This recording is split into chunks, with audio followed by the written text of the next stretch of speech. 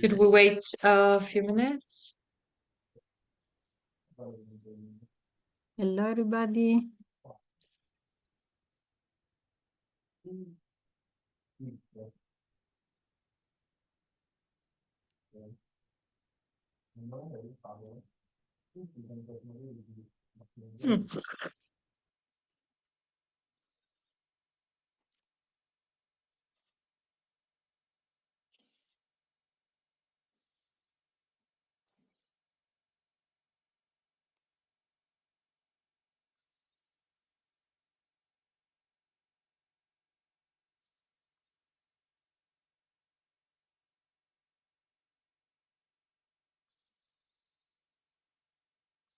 Hello, everybody. Sharon, Stephanie, Carla, Grete, Helen.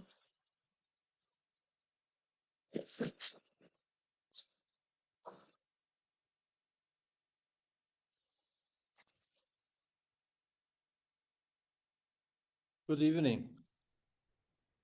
Hello, Daniel. Hi.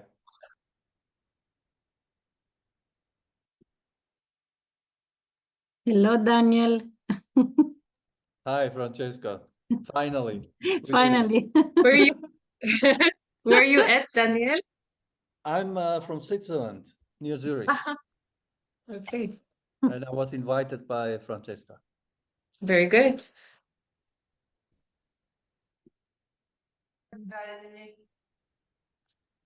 Hi, Carla. Hello, hello, nice to see you again. This will be in English, you know. Oh, yeah, always wait for you in Spanish again. Yeah, I will attend.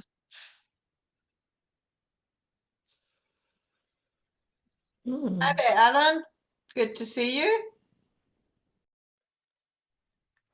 Hi, Karina. Hi, everyone. Hello. Hello, Alan. Grete, Sharon, Evelyn, Topi. I hope to pronounce it in the right way. Hi, everyone. Hello, hello. Hi, Sharon.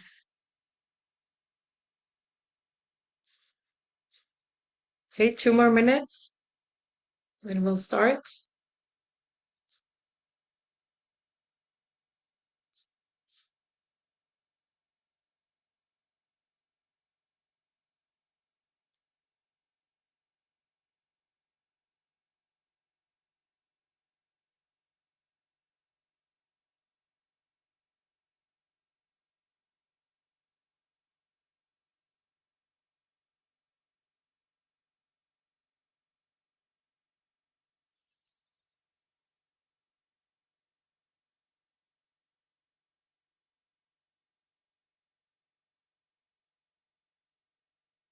Hmm. Hi, Nestor.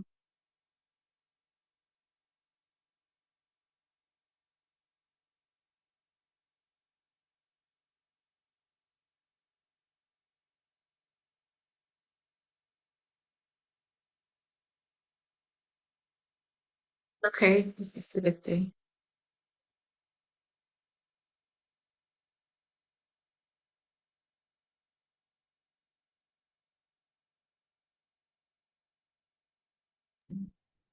Okay.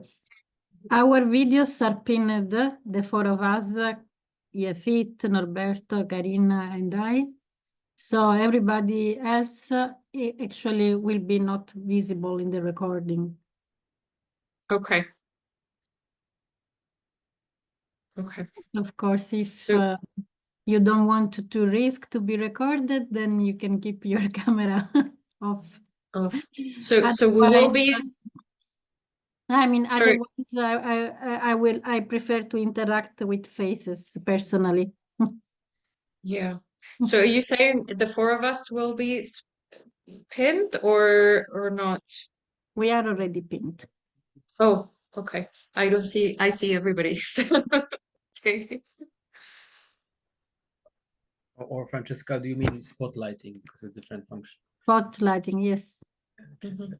Spotlighting. Okay, I will start then. It's 8:35 CET.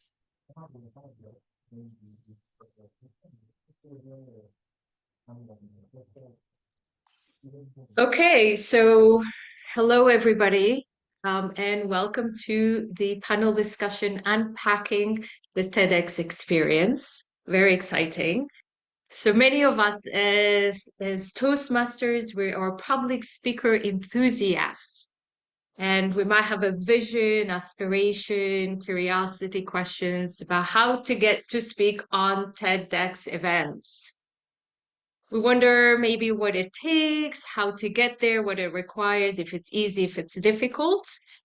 So this is how the idea of the panel discussion came about, because people had questions. We'll touch on those questions and themes and different ideas that we have. We'll also touch a bit about maybe some of us are curious about how to be, what it takes to be a coach, a speaker coach.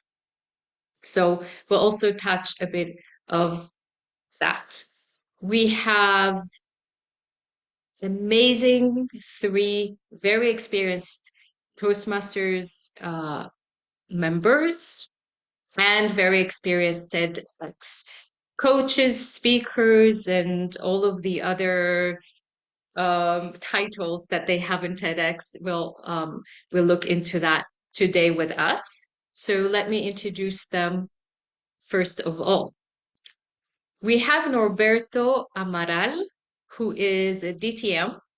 He is the Program Quality Director of District 107, which is Spain. I hope I get it right. Spain, Portugal, Morocco, Gibraltar, Tunisia, and Algeria. Norberto is a member of CLUTA, Clube Toastmasters de Aveiro in Portugal. And he has coached hundreds of TEDx speakers along the years. And as a speaker, he gave a talk at TEDx Luanda in 2013. And this coming Saturday, actually, this Saturday, he is giving another TEDx speech in TEDx Marvila in Portugal. Thank you, Norberto, for attending or being part of this panel discussion. Yes. Next is Karina Shea, who's also a DTM. She is the VPE for Toastmasters International of Nyon, Switzerland.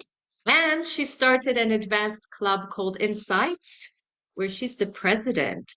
So for those of us who don't really sure what an advanced club is for more experienced members who are looking for more in-depth, maybe direct, hardcore evaluations. They can take it. Karina has been a TEDx speaker selector and a speaker coach for 6 editions of TEDx events. Also a moderator bilingually. I take it it's English and French. Okay, thank you, Karina, for being here. Last but not least, also upload. Last but not least is our very own District Director, Francesca Gamicchia, who's also a DTM. Francesca is a member of many clubs in the district. Some of them she was the founding members. So it's Toastmasters Tirana and Albanian Speakers Abroad, which are clubs in Tirana, Albania, Business Park Toastmasters in Bulgaria, and 3 clubs in Italy, Recita Pro, Eloquentis, I hope I say correct, Milan and Rome, respectively, and her home club is Virtus Oratoria in Rome, Italy. Francesca covered various roles in TEDx. In TEDx Coreano, she was a speaker coach, speaker coaches coordinator, and curator.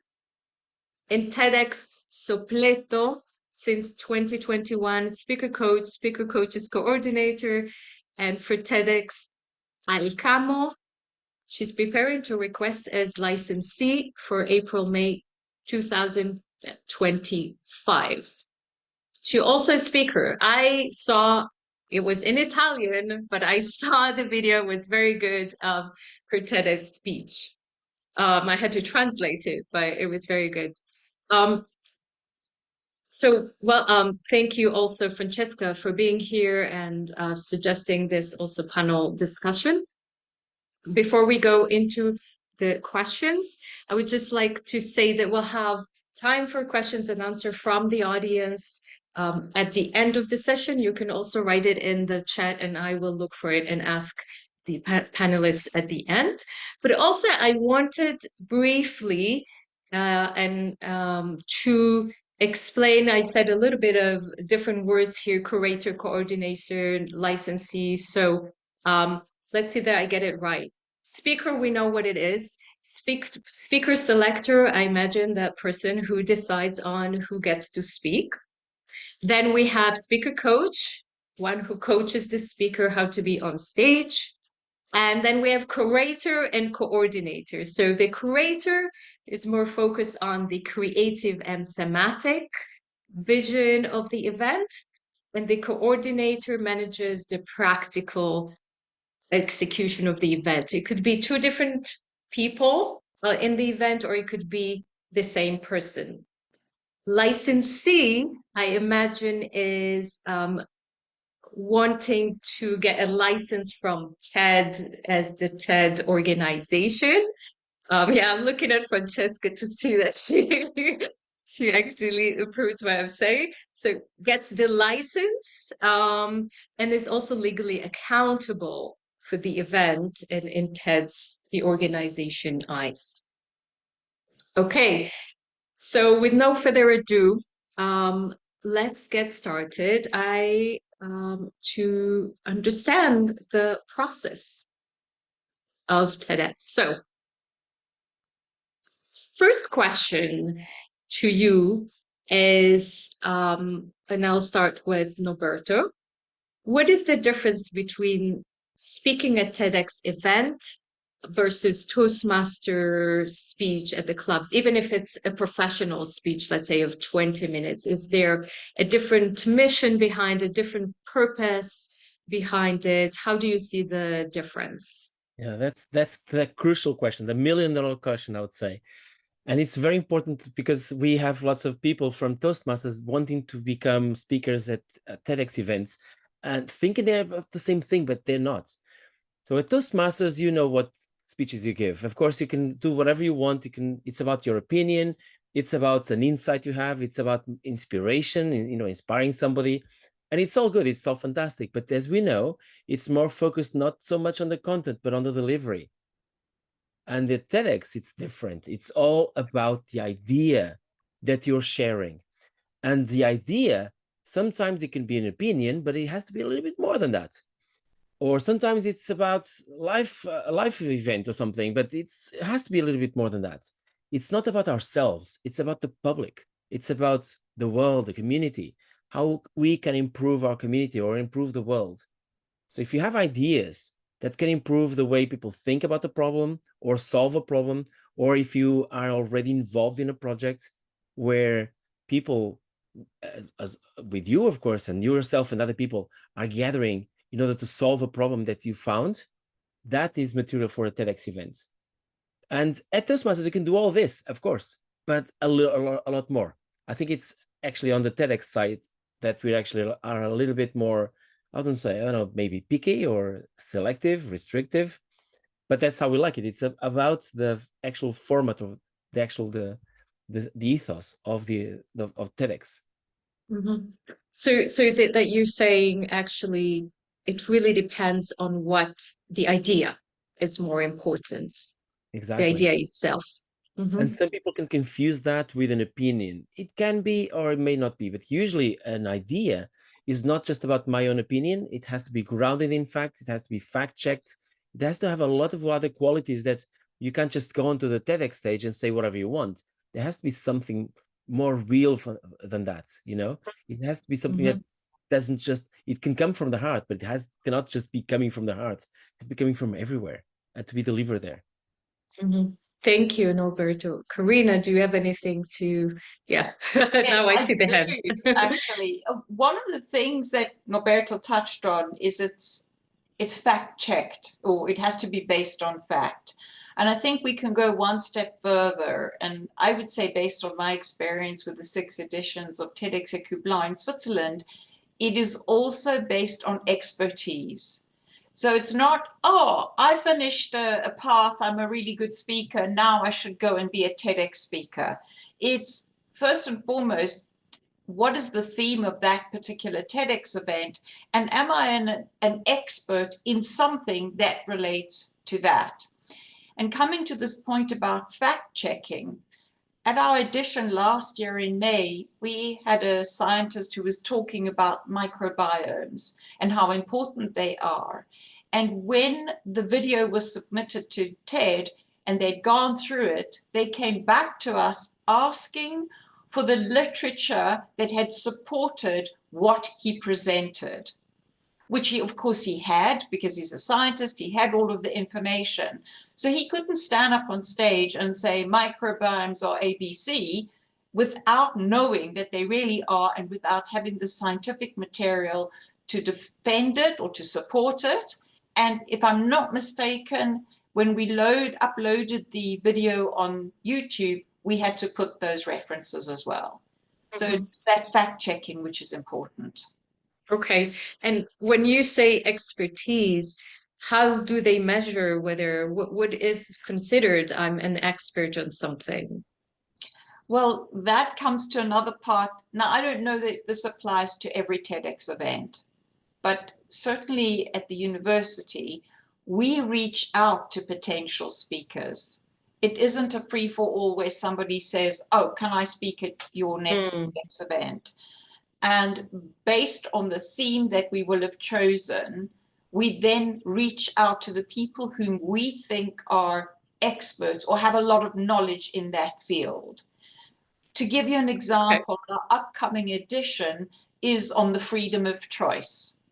And we've got activists, one of them is here this evening.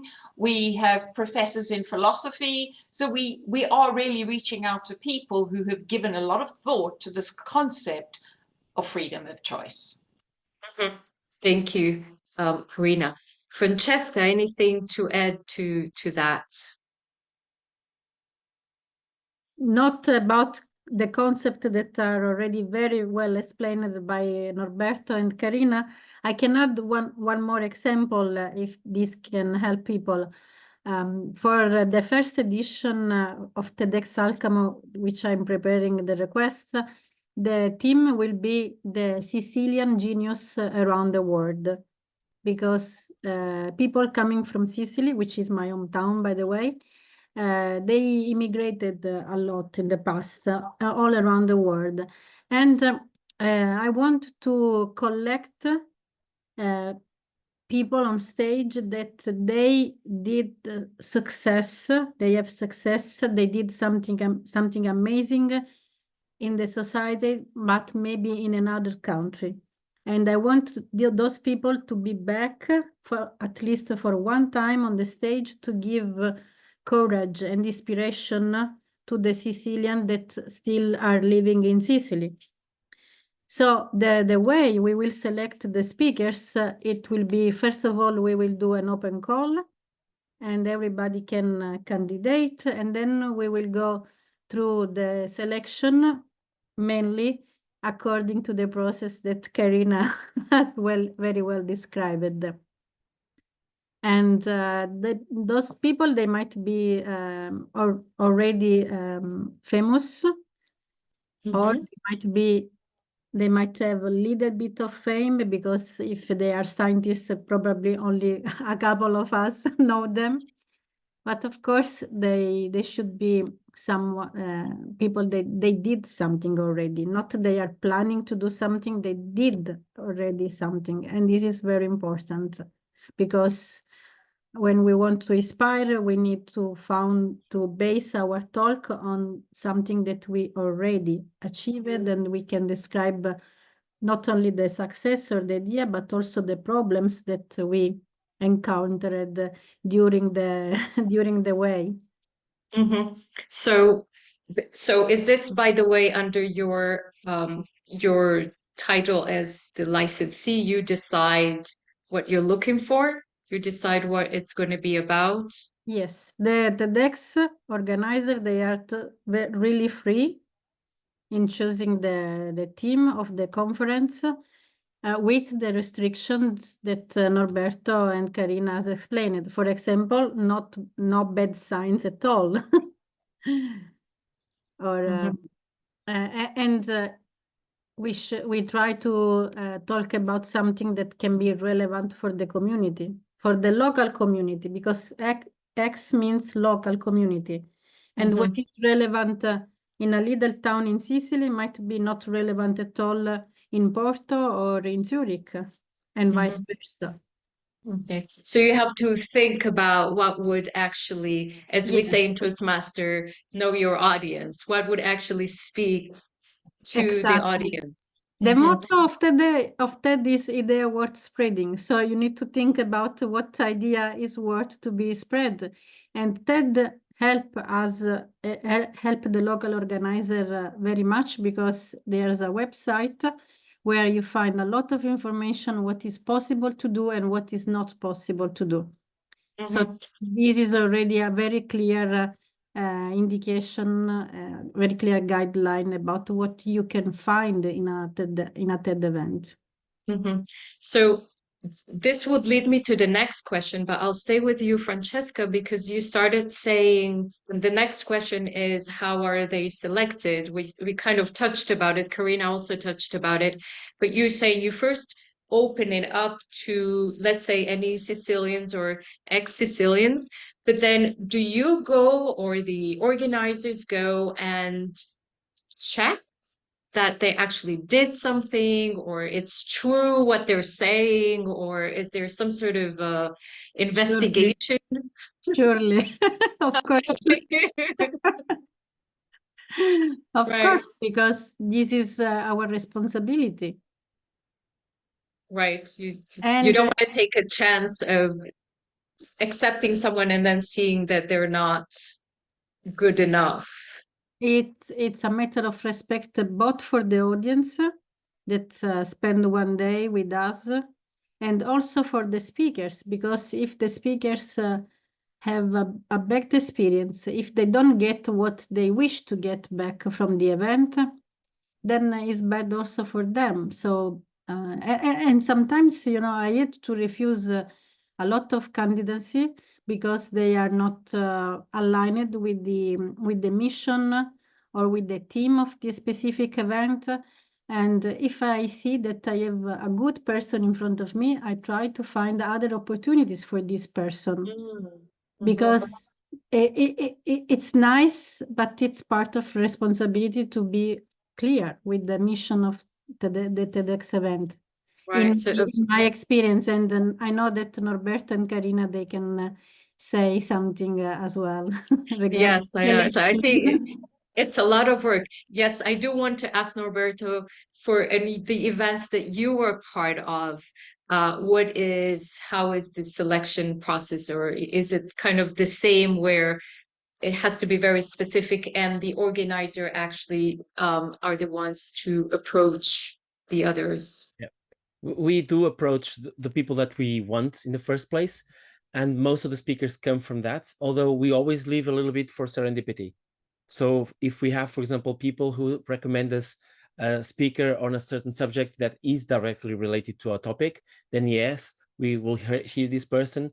And sometimes, yes, we do include these people. It's not a lot, it's a minority, and it's not in every situation or every event, but it does happen. What we do in our case is we always do what we call top down. First, we do a brainstorm on the topic, on the main theme of the event. Then we do another brainstorm. And by the way, this can take anywhere between 1 and 3 meetings of the whole team, with voting, with lots of arguing. Not when I say arguing, not in a negative way, just arguing as in we're defending our ideas. And then and then we have a more detailed brainstorm where we make a list, sometimes up to 200 topics of subjects of things that we would like to be talked about that are directly related with the main theme. And that's when we start prioritizing and then look at the things that we really think, oh, would be really fantastic to have on our stage. And then we go and find those people. Sometimes we already know them. Sometimes a topic already comes with a person. Somebody who says, I know this person would be amazing, and this person is working in this field, and it's directly related to the theme of the event. Awesome. We put it on a post-it note and we pick it up first. And then if we see that there is this, that it works, then we'll talk to this person and then, of course, take it from there. So yeah, it's always top down. And of course, there is always some wiggle room for more people. And those suggestions can come from anywhere. They could come from members of the team. Mostly that's the case. They could come from our ambassadors. We have about 12 people that have already been speakers at TEDx Porto before. Just in one case, in 2 cases, they're not, just because we think they're people who are very well connected and they know lots of people as well. And they help us as well. They also tell us, oh, this person, that person, I know them in person. It's easy to get in touch with them. Fantastic. So it's like a leg up. It's an easier way to get to people who otherwise would probably not even see our emails. And that really helps a lot. There's a lot more to unpack, but that's the main idea. Right. So the big question now is, for those of us, I'm sitting in Little Israel. I know nobody from TEDx. I know nobody who's a curator, a licensee, or a coach. And I want to get to speak on TEDx. How do I do that? And so for me, one good way, or are you directing this to me or to Karina? Yes. To you, and then I'll go on to Karina, yeah. I'll try to be quick. So I would do this. I would first of all think to myself, what am I good at? What is my expertise? What am I creating that the world needs to see? That's the first thing. So what do I have to offer to the world? And if you have that, then it's already more than actually most of the people who are coming to us and they say, I'd like to speak at TEDx, which is basically a lot about self-promotion. But if you have something that people want to hear, yeah, do talk to anyone. It's going to be fantastic to find them. Then you can go to TED.com, you'll find a map, you'll see geographically what are the upcoming events up to the next year, and find, oh, that's an interesting event here in Italy that has that topic. I'm going to be free that weekend. I'm going to talk to that team. So you go to the website of that team and try to find who's the curator or the organizer, licensee. Sometimes it's always the same person. Sometimes there are different people. And go and talk to them and say, well, this is who I am. I think I could be an interesting addition to your program because of this and this and that. Let's talk. Maybe you'll also send some information that will help them decide, oh, wow, this would be interesting. So you have to give them a little bit about the what, what is the idea that you would like to share. But don't come up with 5 ideas. That's a big mistake. It just means that if you do that, or if anyone does that, for us, the signal is, oh, this person is so desperate to go on stage, they'll do anything. Okay. Thank you. One topic. Okay.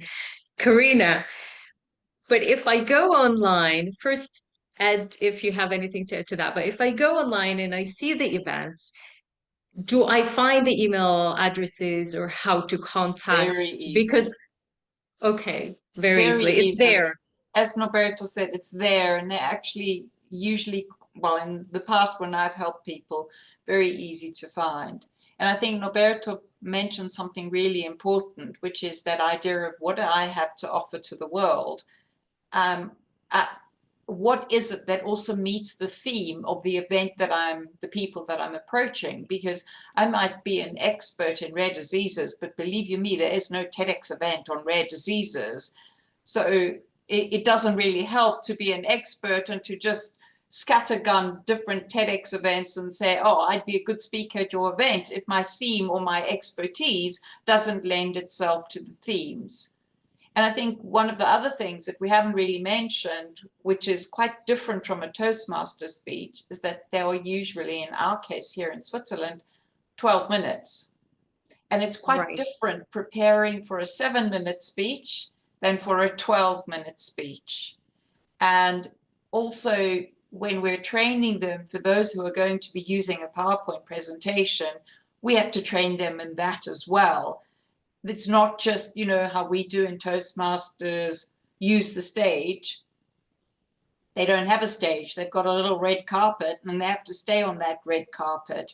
And that is quite daunting for people who are used to the Toastmasters way of presenting, where they come on stage and they walk up and down and they do, let's say, the theatric bit. When in fact, because I know in the past they've said, oh, I feel stuck on this red carpet. And there's a very good reason for the red carpet. It's for the filming crew. You're not going to be out of their range. But also because it isn't a theatre production.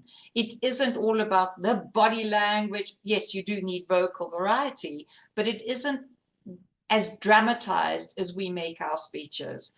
And that's a really important thing to transfer. The skills that we have are great in terms of the vocal variety, speaking clearly, structuring our speeches, and of course, learning them.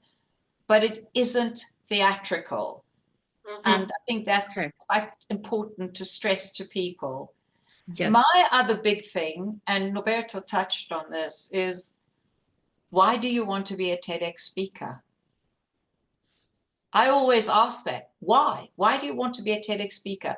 Unless I've thought that somebody is just perfect person for the theme that we're going to be doing, but somebody contacts me, I will ask them, why do you want to be a TEDx speaker?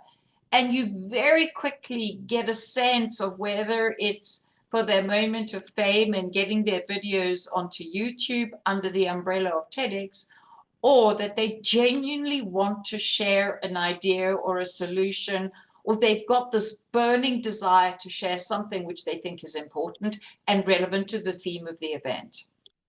Okay, thank you. So to sum up, you need to have some sort of an expertise.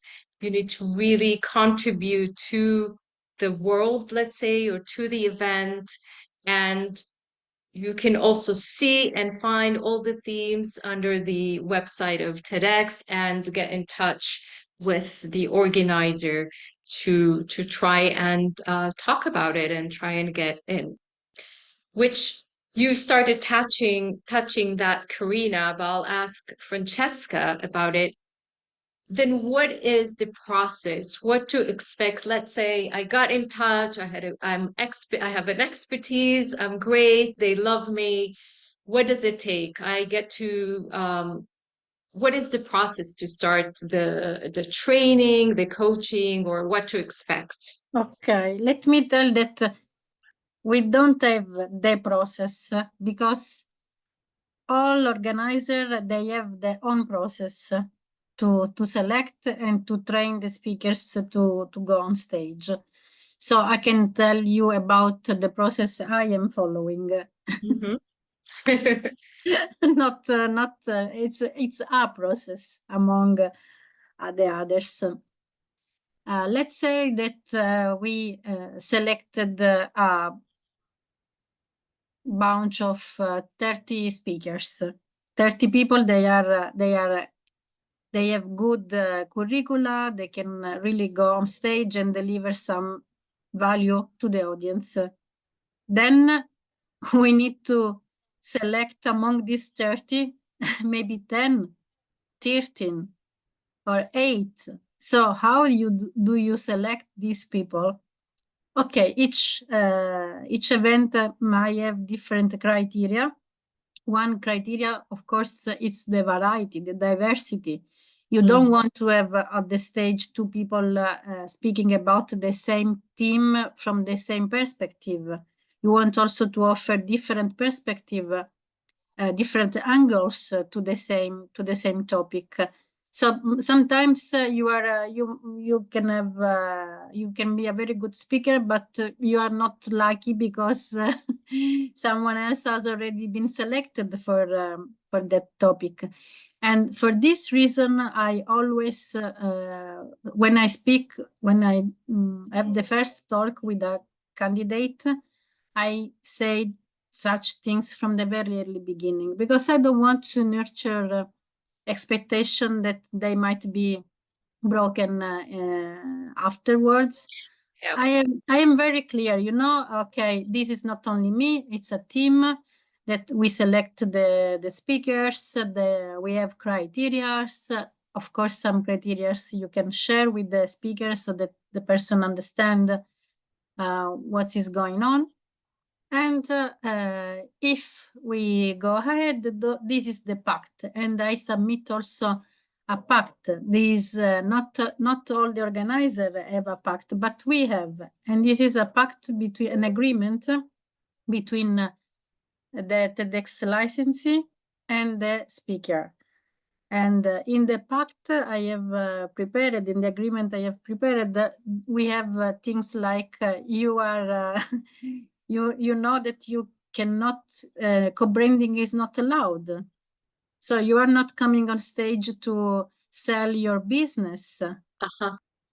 You agree to be coached, because sometimes we have very important people, VIP, they have already delivered a TEDx talk somewhere else, or they have spoken many times on stage, hours. So we have when you call a professionist on stage, you can take it for granted that this person has already some experience to be on stage. Yeah. And that's why I speak about the coaching program in the beginning. If you don't accept the coaching program, sorry, maybe you are a good speaker for another organizer, but not for my TEDx, because I want to be sure that you as a speaker have the best outcome, and we as organizer, we can have the best impact in the society through your speech. This is something that is a very delicate topic, because it's also a matter of pride for someone. Someone can tell, oh, I don't need a speaker coach. I'm already a great speaker. And but fortunately in Toastmasters, we have this persuasive influence path. And if you want to become an organizer, I suggest you to go through this path. Okay. And there's a lot of advantages. You really need to put yourself in the shoes of the speaker, understand what is the resistance to get coached, and explain what are the difference. For example, I always very often use the argument that TEDx has rules, and the speaker coach help you to stay in the rules so that your speech will be published afterwards. Because as Karina said before, the TED can arrive with some questions, and if you don't convince them, your speech will not be published. And this is it's a pity. Okay, so you need to know how to influence and get into people's minds and hearts and understanding. Yeah, and also help the speaker understand it's not about the person, it's about the idea. Mm-hmm. Okay. Wow, thank you. But at the end of the day, all the process, the coaching, all the speakers I had the pleasure to meet in the TEDx where I am involved. At the end, they are all very happy with the coaching program, because this coaching program, it's like also a mastermind that you do together with all the coaches and all the speakers. And it's something that they find they grow. Mm-hmm. And connect Yes. with other humans. So despite some resistance at the beginning of the process, at the end they are happy, and I'm happy too, because you see the impact of the. Yes, of course. Yeah, it's like I don't want to go to the gym, but after 3 months, I'm really happy. And maybe addicted. Maybe addicted, yes. Thank you, Francesca.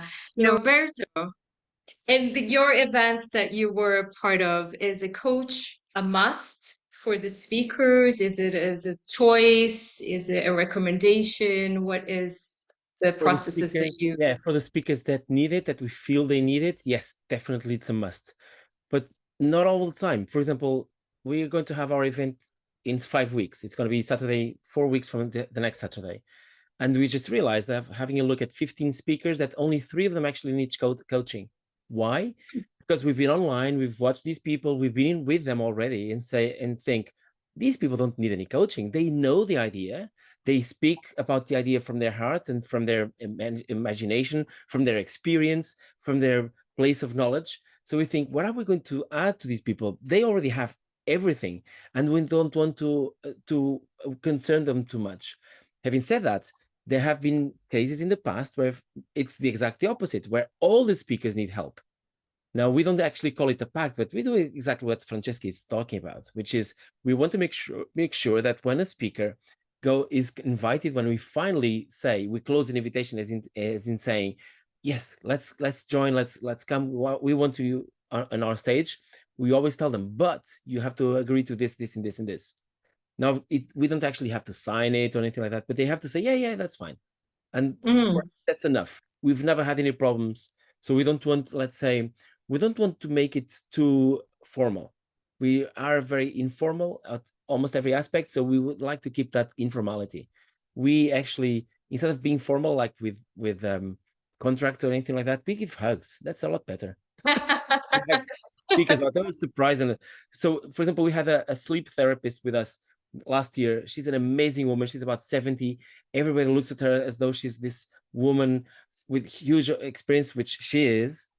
And everybody is also at the same time daunted by, I don't know, by the fact that looks a bit distant, or she's not. She's so close to everybody. And when he started hugging her, she was like, oh my God, I love you guys. Like, it's the first time that it ever happens. But yeah, so we think that it's really important, definitely very important, to coach the speakers, because at least for them to be well prepared, whether it is via coaching or somebody any other way.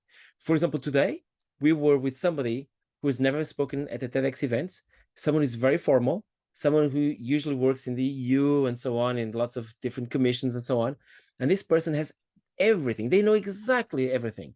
At the same time, they've not used to this kind of events or this kind of public. And we helped this person. Today, I was with this person for about 1 hour, maybe 2 hours before we started here.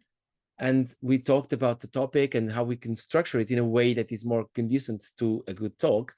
And what am I going to say to this guy who's almost 70 that is now going to change the way that he or she speaks? It's hard, right? Mm-hmm. And finally, one more case. Sometimes we invite people who have been to TED. For example, a few years ago, we had Dan Ariely. We've had Julian Treasure, a huge TED speaker that was with us in 2011. One of the top 10 or top 20 talks was given by him. What are we going to tell to these guys? Nothing, I think. So just say, stage is yours. Yeah. Just give him a hug. Just give a hug. On the way in and on the way out. Yes. By the way, I'm saying this as not as a counterpoint, but as an extra information about what Francesca has done. She's absolutely right. That's actually giving training and this kind of help to speakers. It's something that sets TEDx events apart. We don't find this, as far as I know, anywhere else. Maybe they'll do some rehearsal, but most people will be waiting. Oh, that'll be okay if you bring your PowerPoint on a USB drive half an hour before you go onto the stage. Absolutely unacceptable for us. There's no way. We just tell them you have to have it at least 1 week before. Otherwise, all kinds of havoc will happen. We haven't seen the presentation. Does it have the right fonts? Does it have videos? Is the sound that we need to have the sound on? That kind of thing. If we only know half an hour before the person goes on stage, we're not doing our job. We have to make sure that we do a good curation process. Right. Thank you, Norberto. So I see a little bit of differences between the events, but definitely a little bit. Yes, definitely you want to see the speakers being good speakers and getting what they need, but also what the event needs. So I'll move on to you, Karina, because you talked a little bit about they need, for example, to get used to just be in the red rug that is there just for them. what other aspects do the speakers go through that in terms of, do they need to practice every day? Do they need to, it's really difficult and exhausted, and what are the other, it's not rules, but things they need to get used to or understand that what they're getting into? I'll give a snapshot of the process we use, bearing in mind that it may differ elsewhere. Once we've got our confirmed list of speakers, I reach out to them and we start a very iterative process of where they start drafting their speeches. They send me the first draft.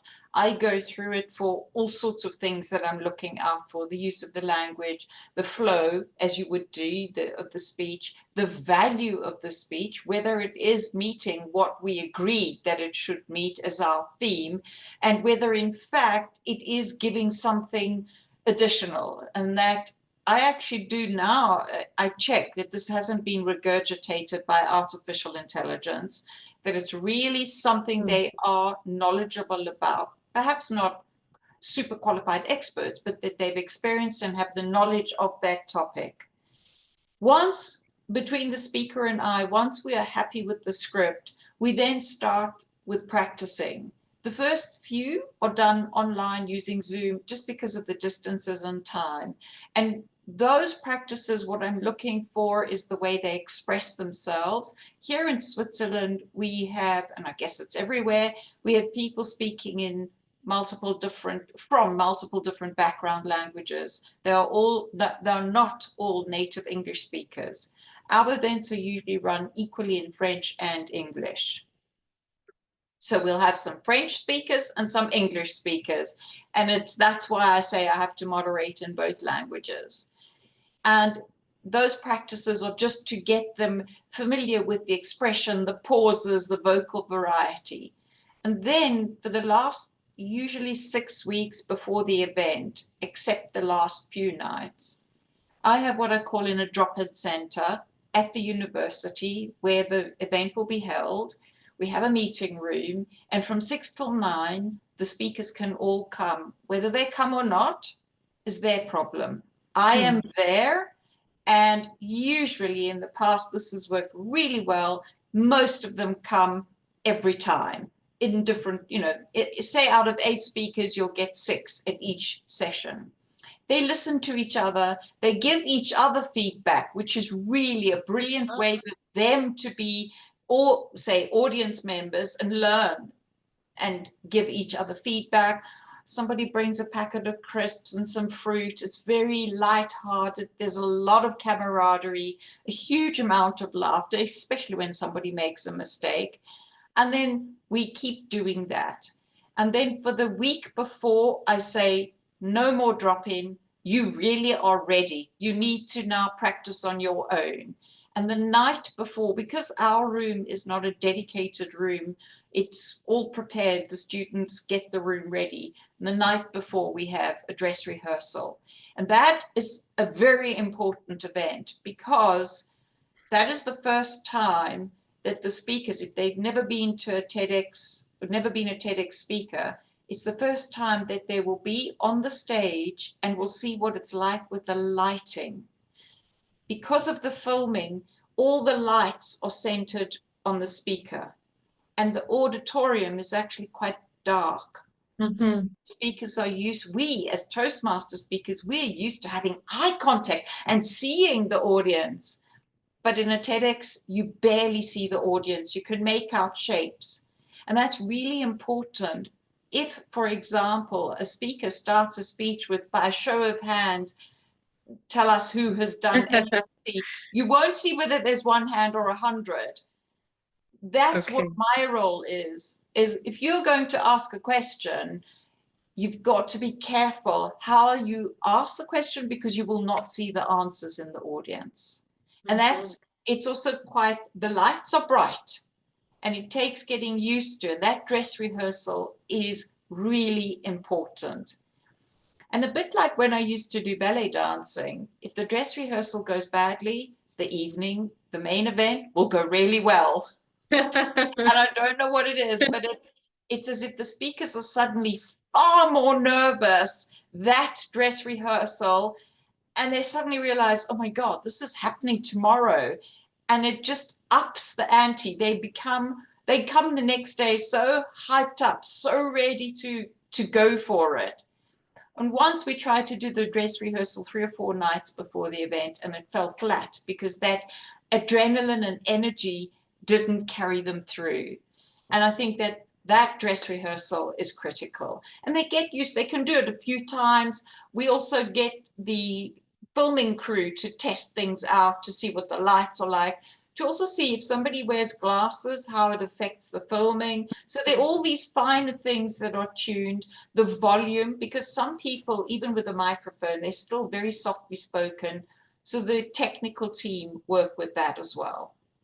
Okay. I said a lot, but there's a lot more, but that's It just gives us a an idea. tour of the process. Yeah, it gives us an idea of the differences and what to expect a little bit. Thank you, Karina. I think So- one thing to stress to somebody who wants to be a TEDx speaker, it's a lot of work for everybody who's involved. The TEDx teams, the speaker coach, and the speakers, everybody works really hard, but it's also a hell of a lot of fun. Fine. Yes. Thank you, Karina. So, just briefly, because time is running out, Francesca, maybe you can say a few words about people who feel they have lots of experience coaching other people or coaching speakers. Just in a few words, if somebody from Toastmaster or wants to become a coach, a speaker coach, what do they need to be a speaker first in TEDx, or they need to do some sort of a process?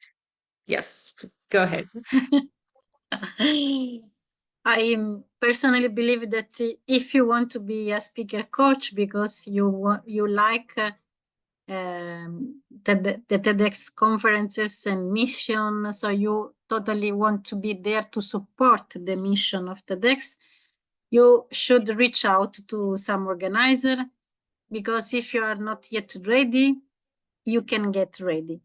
We can help you. So, but if the good faith and intention is there, ask. Then about the competencies, in my opinion, the competencies we need are twofold. Empathy.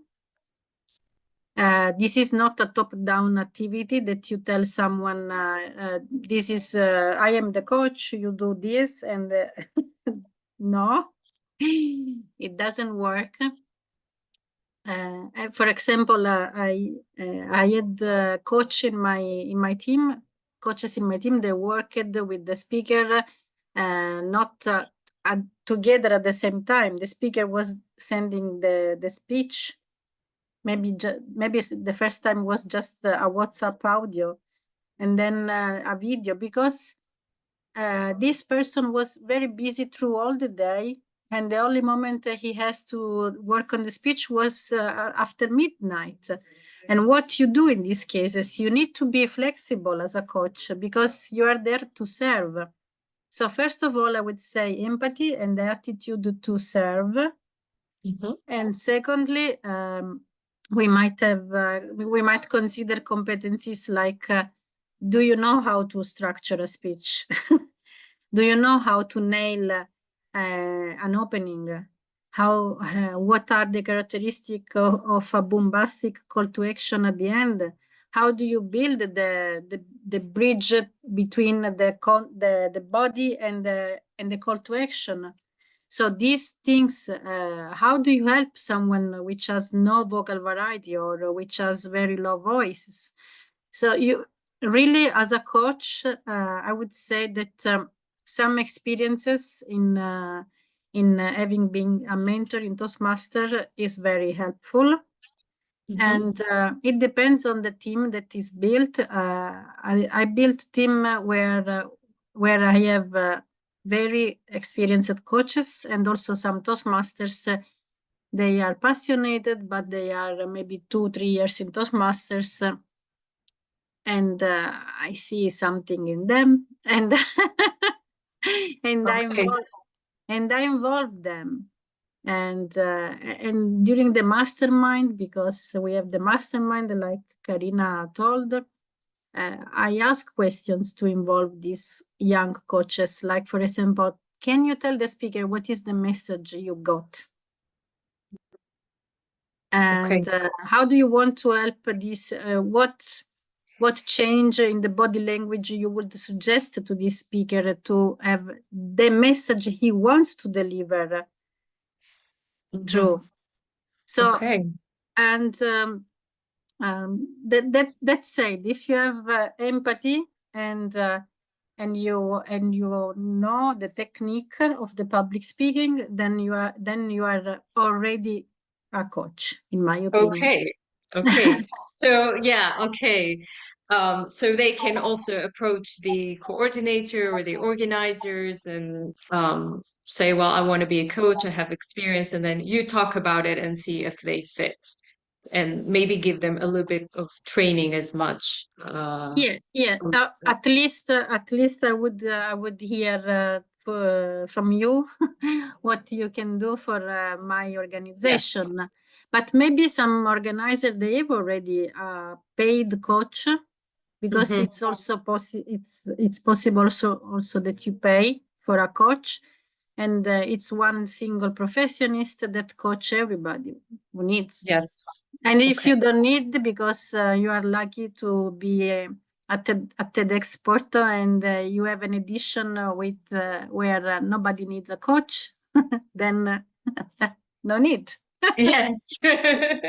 Okay, thank you, Francesca. So if I can send something to someone who would like to become a speaker coach coordinator, so not only a speaker coach, but a speaker coach coordinator, be ready to say no. Because if you're a person that you are not able to say no, you cannot be a speaker coach coordinator. Okay. It's about a result to achieve in a very short time with a deadline. This is TEDx. It's not a space it's not learn by doing. It's not a space for improvement. The TEDx, it's a space to perform. So you want people that can help you to deliver the perform, to achieve the result.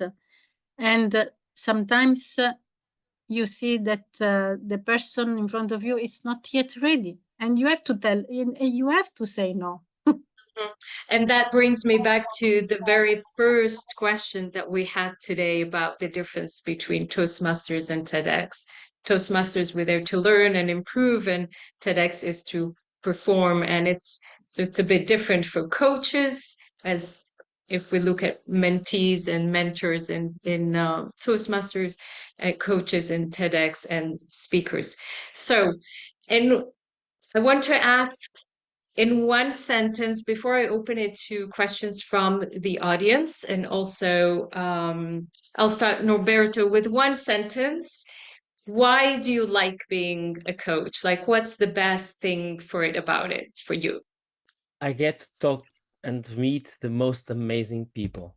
That's by far the best. Sometimes I have to pinch myself. When I'm with one guy, for example, about a year and a half ago, I was in the home of one of Portugal's best known photographers. He was a guy that 50 years ago, he was only 20 then, and he was at the revolution that we had, the Democratic Revolution in 1974. He just happened to be in the middle of Lisbon with just a couple of rolls of film. He had to go back to the newsroom where he got that. He had to get a lot more, and he was taking photos of absolutely everything that moved and didn't move. And I was listening to him, and literally I was melting in front of him, because it was just so amazing. And it happens so frequently every year. It happens all the time. I love it. Okay, so meeting great people. Karina, what is your most fun about it? Or so also the meeting some fascinating people that I wouldn't get to meet in normal day-to-day life. But in addition to that, I'm learning a lot from them and their area of expertise. And I keep learning more and more about how to help such a wide range of speakers become the better versions as speakers of themselves. because I have dealt with some scientists that are absolutely brilliant, but they cannot get that information out. And if I read their script and I've understood their script, then it's my role to help them. And I learn a lot from that process. Thank you, Karina. Francesca, I'm asking you the same question and then a following question. So it's like matching and raising, like in poker. So first, what is your best thing about being a It's coach? the same Norberto said and Karina said. It's exactly the same. Okay, so it's a lot of fun, even though it's a lot of work. It's very satisfying. I hear from all three of you. The last question to you, Francesca, is our district director. What can be the connection? And I saw that question also in the chat, but also we wanted to know what the connection is between Toastmaster and TEDx, how we can connect it, or what is your vision to do that, if at all? My vision, it's a dream. No, I have this dream. My vision is that in Toastmasters, we have many people. We are people they like to support other people in grow, in having impact in the society. So the many Toastmasters members have already this profile to be speaker coach or event organizer, because think someone that is organizing a district conference. I organized my first TEDx event after I organized the division conference because I learned the process in Toastmasters and then received feedback, implemented feedback, and then applied those feedback in the organization of a TEDx event. So in Toastmasters, there's many experiences that you can go through and have in a safe environment. And if you are humble enough to welcome the feedback and implement them, then you can be a successful TEDx organizer. And about speaker coaching, as I said, pick the people in your club or from other clubs. You can compose your team as you like. And this can be an established partnership, in my opinion, because there is the Toastmasters members all around the world that are helping into the TEDx organization. So why not have this kind of an established partnership? This is my dream. I would like to see the Toastmasters logo in the TED page and the TED logo in the Toastmasters page. You know, there's a section where Toastmasters in Toastmasters.org, they have logos of Rotary and other partnership. Maybe we can have also the TED. It is quite a vision, Francesca. Usually I have visions when I see that something at the horizon. You know, it's not in the Iperuranio, it's at the horizon for me. It's not impossible, you're saying. It's not impossible at all. Okay, thank you. Thank you, all three of you. I will open now the I would session like to hear Norberto and Karina, what can be the partnership in their opinion. Okay, and with Toastmasters. Roberto? Sure. I mean, in our case, we actually have 3 people, actually 2 more than myself, in the team who are also at Toastmasters. And that helps a lot.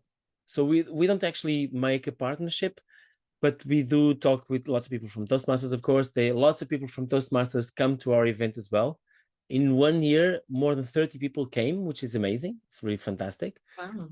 So, but that's just because we like to keep our team a little bit more tight. But I understand that there's lots of events that prefer to do something different.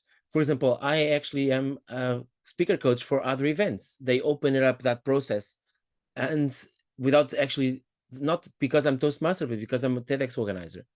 But there are lots of events that where that process is more open.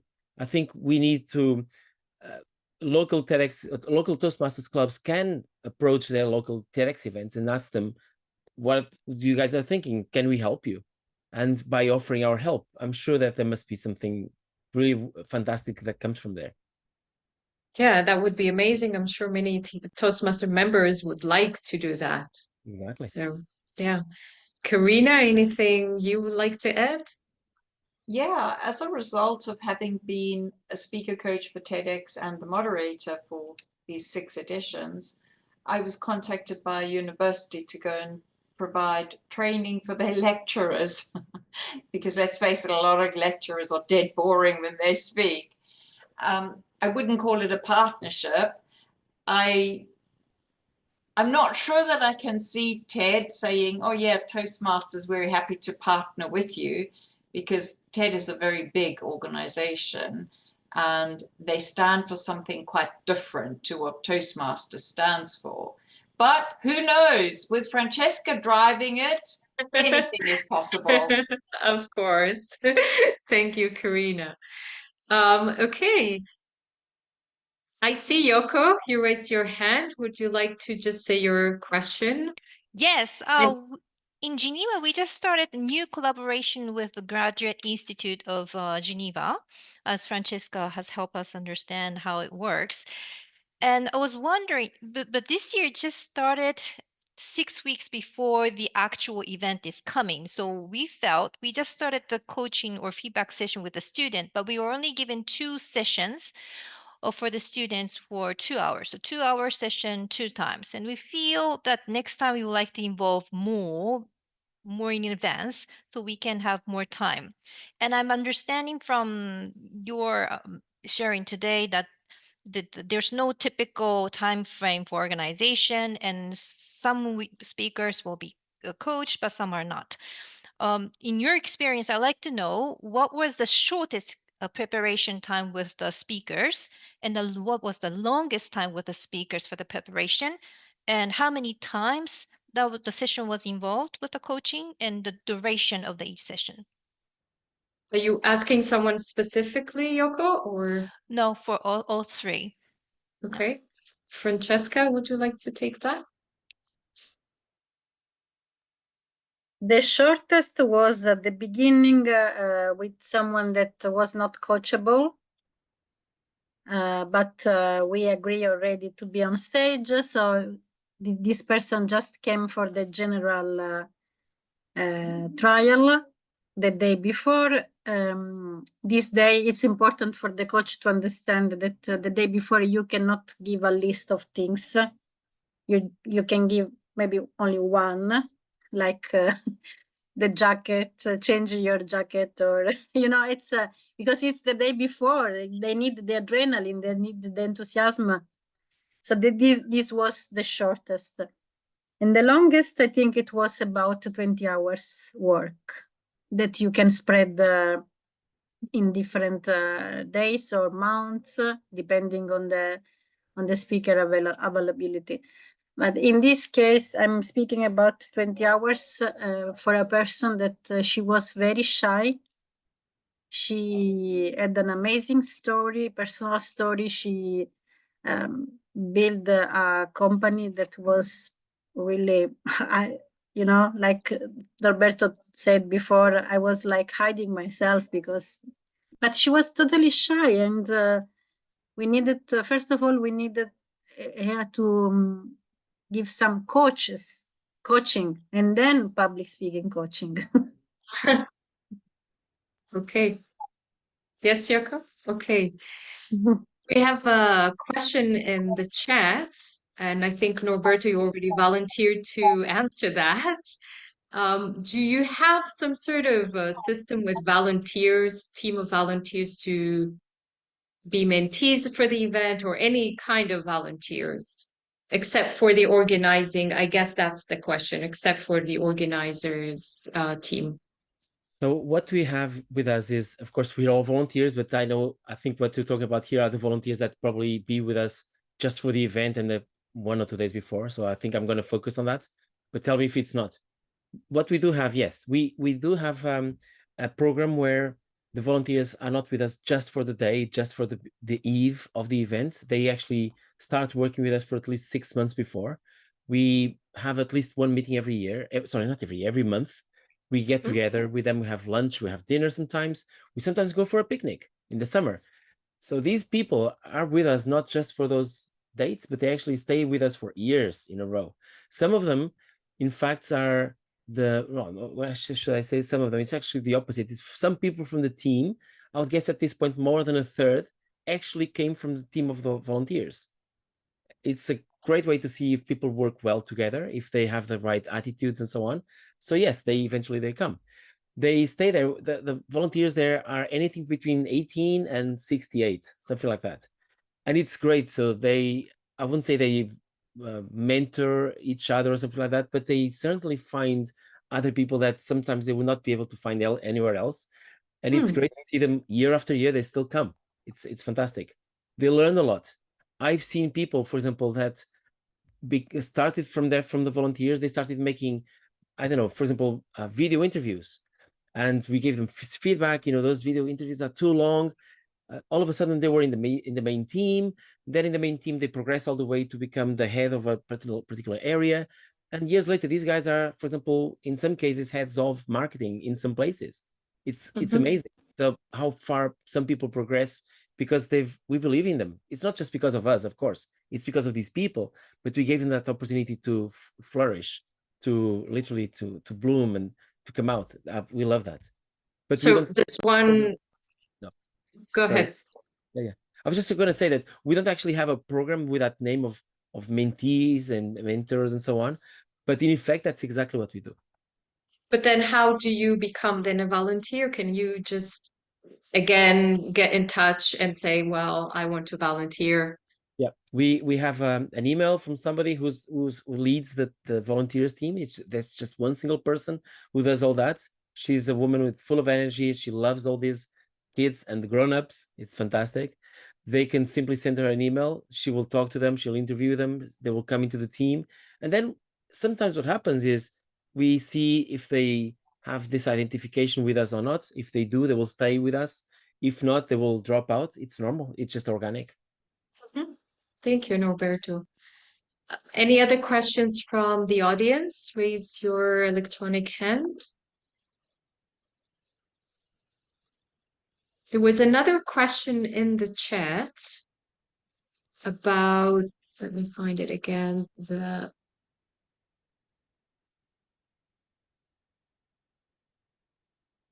only 100 people attendance per event.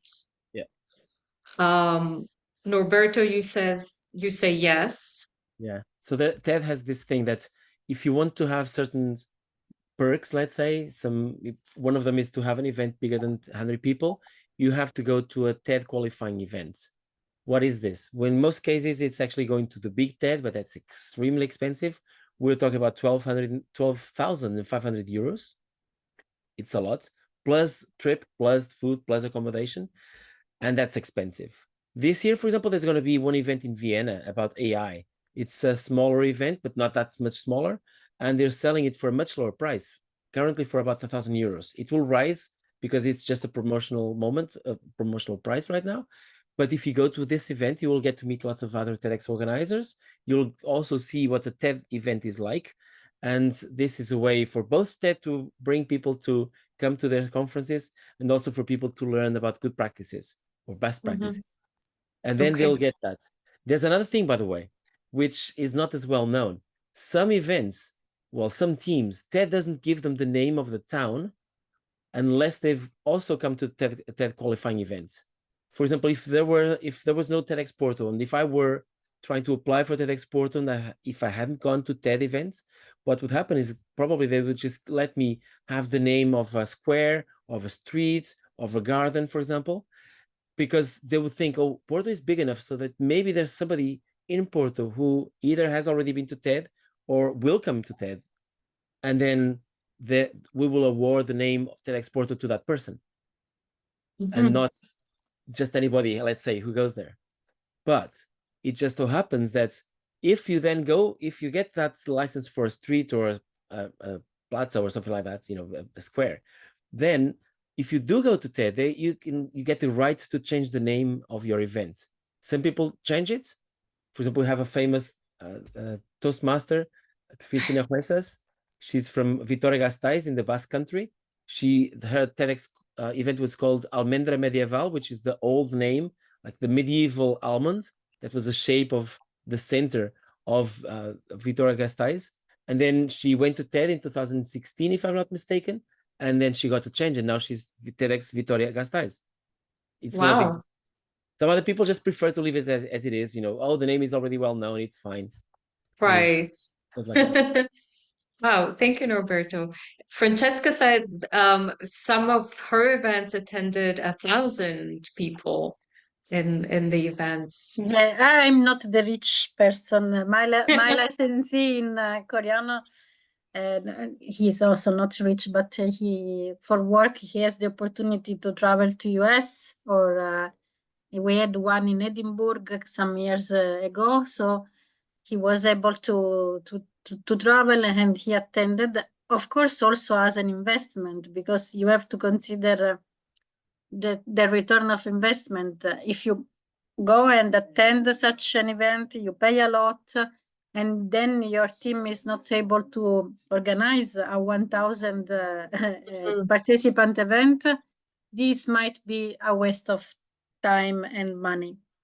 But if you can somehow, or if you evaluate that you have to, then it's an opportunity. From my point of view, as I know Norbert, I think he can organize also 10,000 people actually. Yes. So let's go to Vienna, Norbert. We go to Vienna. But wait, if over 100, it's all the same. So you can have a license if it's over 100, it could be 1,000, 10,000, whatever you want. Okay. It's more fun because with 1,000 you can really, you don't have the limits, you don't have to think, oh my God, now do I waiting list, or how I deal with the other people. They are 101 or 2. Yes, thank you. Karina, and your events are the same attendance, or is it different because it's university more? It's a bit different because it's university. The teams are only made up of university students. We don't have external people or external volunteers. In fact, I'm the only one who's involved who's external. And our license allows for up to 100 people. The event is very much controlled by the fact that it is a university initiative, and the students are beholden not only to the license, but also to the rules of the university. Thank you. But our Any tickets other? are probably cheaper as well. You know, it's made affordable because they want the student body to attend. Even though there are non-students, it's to really galvanize the students. Wow. Thank you, Karina. Any other questions from audience? I don't see hands.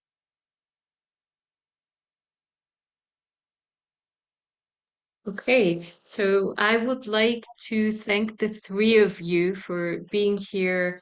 Any last minute or any anecdote about something that was really frustrating for you as a coach? Anything at all? Well, maybe I can say something, but I'm sorry if I'm not going to answer that question directly. I think I prefer personally to look on the positive side. I'll tell you what, I have less hair now than a few years ago. I sleep a lot less than a few years ago, but I absolutely love every step of the way that I've joined both, the fact that I've joined both the TEDx Porto and Toastmasters. I'm at TEDx Porto just for 1 year more than I've been a Toastmaster. And I really can't believe, I can't even imagine what my life would be without each one of them. Either one or both. My life would be so much emptier when it comes to being a volunteer and also a professional. So these two have completely changed my life. And I'll continue. I'll definitely want to continue. That's amazing, because it's probably a lot of work. Toastmasters and TEDx, a lot of work. Crazy. There's a difference though. I think that, if you're a Toastmaster and you run a session that's not that great, there are no repercussions. You learn from it, and everybody else who's been in that session learns from it. But if you mess up on a TEDx with a TEDx event, there are repercussions. Mm. And, you know, it's not only you as whatever your role is, it's also each individual, and particularly the speakers. We want the best for the speakers because we want it to be a positive experience. But as Norberto said, you just keep learning, and it is so much fun. And the difference, of course, is that it's a bit cyclical because we have one event a year. So from January, we start ramping up, and then it's over in May, and then we have a few months to rest and relax, and then we ramp up again. Whereas with Toastmasters, it's pretty full on. But both are unique and both are special. And addicted to some people. Yeah, except when you're organizing area contests and you can't find the judges. Oh gosh, the problems of contest period of the year. Yes. Thank you, Karina. Last words, Francesca.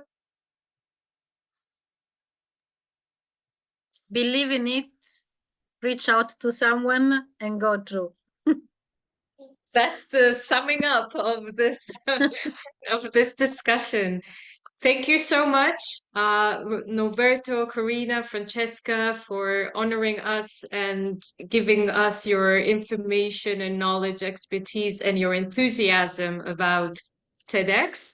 And thank you for the audience who showed up today and was curious about how to become a speaker or how to become a coach. Thank you all. And Yafit, thank you to you for putting this together. You know, you've really been chasing us and chivying us and grabbing our diaries. So thank you very much. Great job. Well done as a moderator. Thank you very much. And good night, everybody. So thank you. Thank you. Thank you, Norberto. Thank you, Karina. Yes. Thank you. Thanks very much. Thank you, everybody. Ciao. Thank you. Bye. Ciao. Bye.